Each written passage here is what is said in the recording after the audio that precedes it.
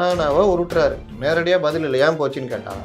நிலம் என்பது இது, நிலத்தில் இருந்த மதிப்பு வேற, அந்த நகரமயமாக்கிறது இன்னையுடைய மதிப்பு இது, நாங்கள் ஒரு இது இழத்தையும் இழக்க மாட்டோம், அதனுடைய கைட்லைன் வேல்யூ பார்க்கணும். அது இப்படியே பார்த்துட்டே அங்கே போய்கிட்டே இருக்கும். ஆந்திரா முதல்வரின் மகன் பின்னணியில் இருக்கிறார். நீ உங்களுக்கும் பசங்க இருக்காங்கல்ல, பின்னணியிலிருந்து இங்கே கொண்டு வந்துருக்கலாம்ல. இது மாதிரிலாம் முதியோர் இல்லம் கிடையாதா?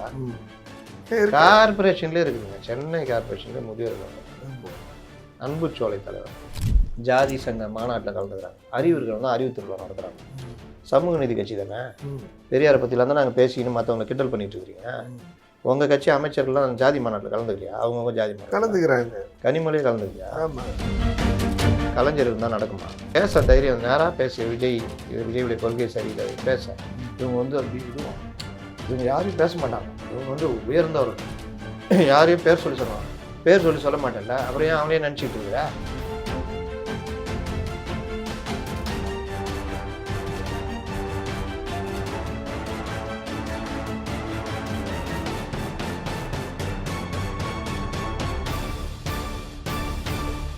நம் தமிழ் நேயர்களுக்கு வணக்கம். இன்றைக்கு அரங்கத்துக்கு வந்து இருப்பவர் மூத்த பத்திரிகையாளர் முத்தலிப்பு சார் வந்திருக்காங்க. இப்போ வணக்கம் முத்தலிப்பு சார். முதலமைச்சர் அவர் வந்து பொறுப்பேற்றது 4 முறை வந்து வெளிநாட்டு பயணம் மேற்கொண்டு வந்தார். கிட்டத்தட்ட வந்து புள்ளி விவரம் என்ன சொல்கிறாங்கன்னா 32.81 லட்சம் பேருக்கு வந்து வேலை வாய்ப்பு இருக்கிறதா சொல்லியிருக்காரு. அது மட்டும் இல்லாமல் வந்து 10,62 லட்சம் கோடிக்கு வந்து முதலீடு இருக்குதா சொல்லியிருக்காங்க. கிட்டத்தட்ட 922 ஒப்பந்தங்கள் போடப்பட்டதாக வந்து தகவல் இருக்குது. இந்த சூழ்நிலையில் வந்து சமீபத்தில் பார்த்தீங்கன்னா இங்கே இருக்கக்கூடிய இந்த தூத்துக்குடியில் வரக்கூடிய இந்த colony company, Korean colony company Andhra நோக்கி போனதாக ஒரு தகவல் இருக்குது. கிட்டத்தட்ட ஒரு 1700 கோடி ரூபாய் அந்த முதலீட்டு 20,000 பேருக்கு அந்த வேலை வாய்ப்பு இருக்கக்கூடிய ஒரு சூழ்நிலை இருக்குது. இது முழுவதும் வந்து அண்ணாமலை சொன்னா போல இன்ப சுற்றுலா போயிட்டு வந்தாங்களே, உண்மையாக வந்து முதலீடு பண்ணியிருக்காங்களா? இவர்கள் இன்ப சுற்றுலா போனது தான் உண்மை. என்னென்னா இங்கே இருக்கும் அந்த நிறுவனம், அது நிறுவனம் முதலீடு பண்ணியிருக்கோம். அதை வந்து விரிவாக்கம் பண்ணோன்னா இங்கேயே அதிகாரிகள்கிட்ட உட்காந்து அதிகாரி லெவலில் ஒப்பந்தம் பண்ணி சைன் பண்ணிக்கலாம், இல்லாட்டி அமைச்சர் லெவலில் சைன் பண்ணிக்கலாம், அவ்வளோதான். எடப்பாடி அவர்களிடம் வந்து திமுக அரசு என்ன சொன்னாங்கன்னா, அவங்க ஆட்சியில் இருக்கும்போது நீங்கள் ஒரு 10% கூட வந்து பண்ணலை அப்படின்னு சொன்ன பிறகு அவர் தெளிவாக பதிவு பண்ணியிருக்காரு. நீங்கள் வந்து எங்களுடைய ஐஏஎஸ் ஆஃபீஸர் போய் கேட்டு பாருங்க அப்படின்னு சொன்னால். ஆனால் இவங்க அந்த பதிலே இல்லையே தலைப்பு. வெள்ளை அறிக்கை கூட கொடுக்கல.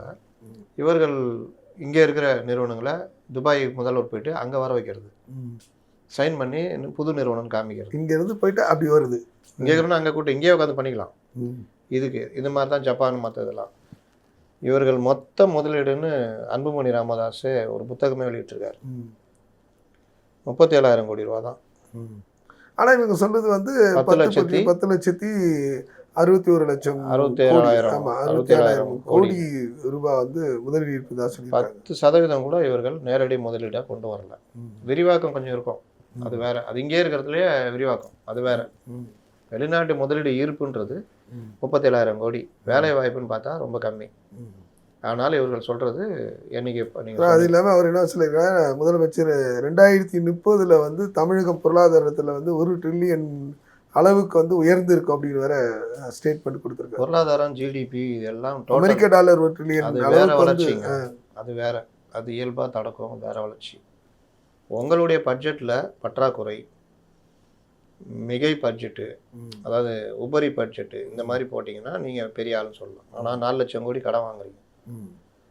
ஆனால் இந்த பக்கம் இப்படி உருட்டுறீங்க. இது வேற, இது வேற, ரெண்டுத்தையும் ஒன்றா போட்டு இவர்கள் உருட்டுறது. இது ஒன்று. இன்னொன்று, நிறுவனங்களுக்கு இன்ஃப்ராஸ்ட்ரக்சரை பண்ணி கொடுக்கணும். அவங்கள்ட்டே பல பேரங்கள், பல இது பேசுறது, அவர்கள் ஈர்க்கும் வகையில் எந்தவித வசதிகளும் இங்கே செஞ்சு கொடுக்குறது இல்லை. பக்கத்தில் இருக்க ஆந்திராவில் முழு மூச்சாக இதே வேலையாக பண்ணிகிட்டு இருக்காங்க. அப்போ என்ன ஆகும்? அங்கே தான் போவாங்க. நீங்கள் நெல்லையில் அமைய வேண்டிய அந்த காலனி நிறுவனம், அவன் அடிடாஸுக்கெல்லாம் அந்த சோல் பண்ணி தரான். அடிடாஸு, பெரிய பெரிய கம்பெனிகளுக்கு அது அங்கே அமைஞ்சிருந்தா நெல்லை மாவட்டத்தில் 20,000 பேருக்கு நேரடி வேலை, மறைமுகமாக கூடுதலாக இருக்கும். ஜாதி கலவரம் வருமா? வேலைக்கு போயிடுவோம், எல்லாம் வேலை வெட்டிக்கு போயிடுவான். ஆனால் நீங்கள் நிலம், இவர் சொல்கிறார் என்னன்னாவோ உருட்டுறாரு. நேரடியாக பதில் இல்லை, ஏன் போச்சுன்னு கேட்டால், நிலம் என்பது இது, நிலத்தில் இருந்த மதிப்பு வேற, அந்த நகரமயமாக்கிறது இன்னையுடைய மதிப்பு இது, நாங்கள் ஒரு இது இழத்தையும் இழக்க மாட்டோம். ஏங்க இந்த நிறுவனம் ஏங்க அங்கே போச்சு அது சொல்லுங்க. அதுக்கு பதில் இல்லை. இல்லை நிலை என்பது அது சரிங்க. வெள்ளை அறிக்கை கொடுங்க, அது பாருங்க வெள்ளை பேப்பர், இதுதான் வெள்ளை அறிக்கை. இந்த ஆணவம் இருக்குல்ல, தக்க பதிலடி கிடைக்கும். அங்கே 1 ஏக்கர் 1 ரூபான்னு போட்டு இந்த அப்படின்னு இடத்த கொடுத்துட்டாங்க. நம்ம திருவள்ளூர் கிட்ட தான், பக்கத்தில் தான். இங்கே வந்து பக்கத்தில் அது ஏன் உங்களால் கொடுக்க முடியல? நிலம் என்பது அது அதனுடைய கைட்லைன் வேல்யூ பார்க்கணும். அது இப்படியே பார்த்துட்டே அங்கே போய்கிட்டே இருக்கும். இதுக்கு முன்னாடி மிகப்பெரிய இது 1.5 லட்சம் $15 பில்லியன். ஒரு பில்லியன்றது 100 கோடி. 1500 கோடி மேலே. அது 1.5 லட்சமாக என்னன்னு நினைக்கிறேன், பெரிய அளவில். 1 லட்சம் கோடி டாலருக்கு மேலே பெரிய இது. இது மைக்ரோசாஃப்டுடைய அந்த இது நம்மக்கிட்ட வர வேண்டியது தட்டி தூக்கி போயிட்டாங்க. ஆந்திரா முதல்வரின் மகன் பின்னணியில் இருக்கிறார். நீ உங்களுக்கும் பசங்க இருக்காங்கல்ல, பின்னணியிலிருந்து இங்கே கொண்டு வந்துருக்கலாம்ல. இவர்களுக்கு உட்காந்து அறிவு திருவிழா, அறிவு இருக்கிறவங்க தான் அறிவு திருவிழா நடத்துவாங்க. இந்த இதெல்லாம் ஆணவ பேச்சு தானே. நீங்கள் டெய்லி ஏதாவது பேர் வச்சுன்னுக்கிறீங்க. காலையில் எழுந்திரிச்சோன்னா 5 டீமுங்க. இவர் சபரிசனுக்கு ஒரு டீம், பெண் டீமு. உதயநிதிக்கு சுனில். அப்புறம் அந்த ரூன்னு ஒருத்தன் கண்டுபிடிச்சான் பாருங்க. நம்மளாம் அதுக்கு முன்னாடிலாம் ரூபாய்க்கு ரூன்னு போட மாட்டோம், கூன் தான் போடுவோம். இவன் கண்டுபிடிச்சா பிறகு தான் நம்ம இப்போ ரூ போட ஆரம்பிச்சிக்கிறோம். அவன் இந்த மாதிரி ஒரு 5-6 டீம் வச்சுக்கிட்டு டெய்லியும் அவனுக்கு என்ன வேலைன்னா, தலைவரை இந்த வயசானவங்களாம் கொண்டு வந்து ஒரு இடத்துல தங்க வைக்கிறோம். அன்பு சோலைன்னு பேர். இது இப்போ தான் வச்சு இப்படிதான். முதியோர் இல்லம் கிடையாதா? கார்பரேஷன்லேயே இருக்குதுங்க, சென்னை கார்பரேஷன்லேயே முதியோர் இல்லம். அன்பு சோலை தலைவர். அப்புறம் பாக்ஸிங் பண்ணுறவங்களுக்கு நம்ம வந்து ஒரு இது கொடுக்குறோம். என்னது, துடிக்கும் கரங்கள் தலைவர். நல்லா இருக்கே. அப்புறம் நீங்கள் கூட்டுவாங்க 10 பாக்ஸர் கூட்டுவாங்க, துடிக்கும் கரங்கள். அப்புறம் என்னது, பேனா, எழுதும் பேனா திட்டம். யார்? அல்லக்கை பத்திரிகையாளர்லாம் கூப்பிட்டு எழுதும் பேனா திட்டத்துக்கு கீழே நம்ம வந்து வீடு வீடுலாம் கொடுக்கலாம் தலைவர். இந்த மாதிரி பேர் வச்சு சோறு வச்சான்ற மாதிரி கண்டதுக்கும் பேர் தான் வைக்கிறது. அப்போ இந்த பேர் வைக்கிறது இந்த மாதிரிலேயே கவனம். இதை பண்ணிக்கிட்டு தான் இதில் ஒன்று தான் அறிவு திருவிழா. சரி, அறிவு திருவிழா, அறிவுகிறவங்க தான் அறிவு திருவிழா நடத்துவாங்க. உங்கள் அறிவு திருவிழாவில் திமுககாரங்க எத்தனை பேர் பேசுனாங்க? அல்ல கைகள் வெளியில் இருக்கவங்க எத்தனை பேர் பேசுனாங்க? பேசுறதுக்கு அவங்கள்ட்ட ஆள் இல்லை. பத்திரிகையாளர் போர்வையில் கொஞ்சம் பேரை ஏற்றுறீங்க. இப்போலாம் மூத்த பத்திரிகையாளர், ரிட்டையர்டான நம்ம பெருமையாக நினச்சவங்களாம் இன்றைக்கி அங்கே நிலைய வித்வான்லாம் மாறிட்டாங்க. ஒரு காலத்தில் ரஜினி கமலை கூப்பிட்டு வச்சுருந்தாங்க. இப்போலாம் இந்த மாதிரி ஆங்கில பத்திரிகையில் யூயோ ஊரா யூயோ அப்படின்னு அவர் வந்து அங்கே உட்கார வச்சுட்டு அவருக்கும் பாவம் பொழுது போனோம்ல, ரிட்டையர் ஆகிட்டாரு.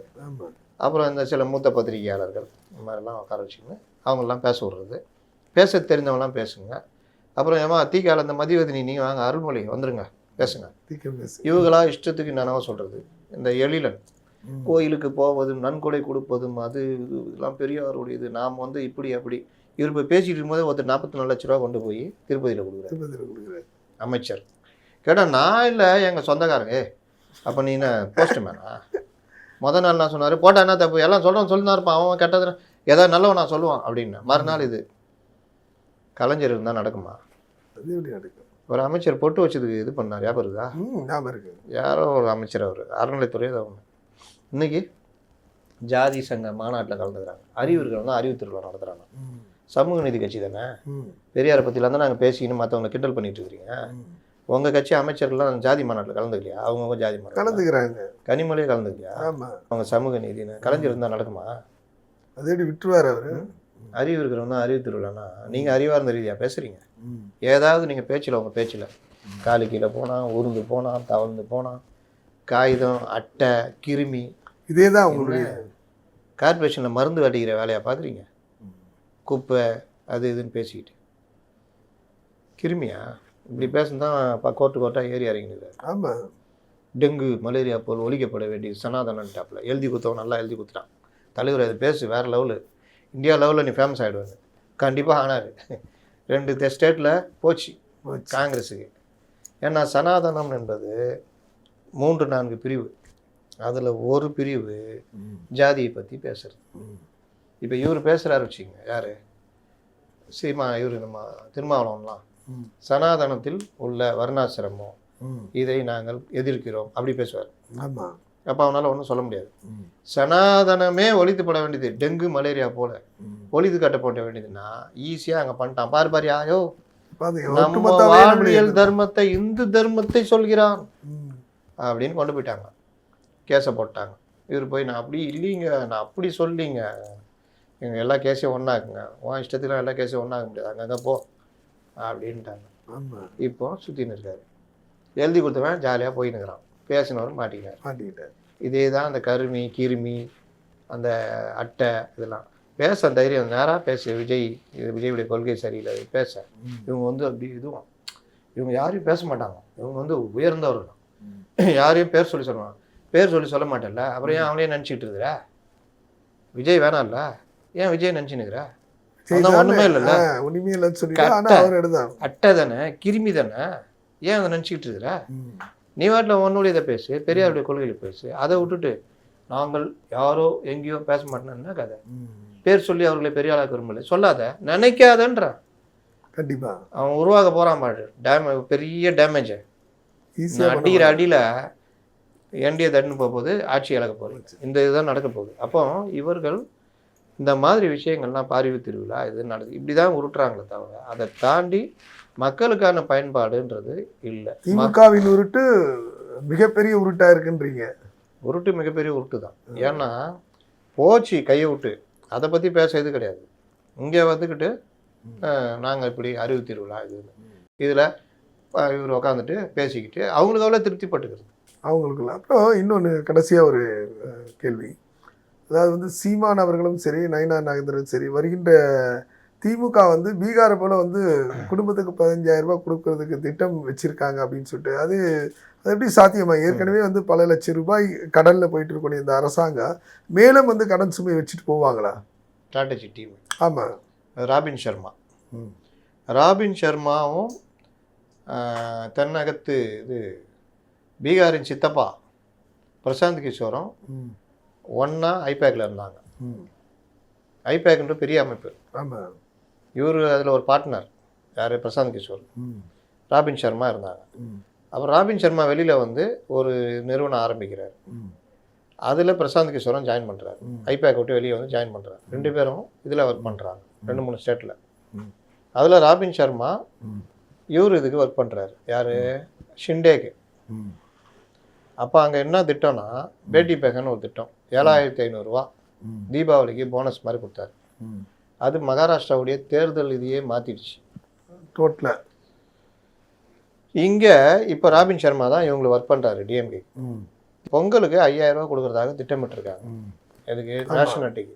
சொல்ல முடியாது இருக்கிற நிலைமைக்கு. எப்பா ரொம்ப மோசமாக போகுது, 10,000 ரூபா கொடு, யார் காசு தீ குதிட்டு போ, அடுத்த வாரம் பார்த்துக்கிறான்ற மாதிரி ஏதாவது பண்ணலாம். மீண்டும் உங்களிடமிருந்து நான் சந்திக்க வரை உங்களிடம் விடைபெறும் சகாயராஜ் சார்.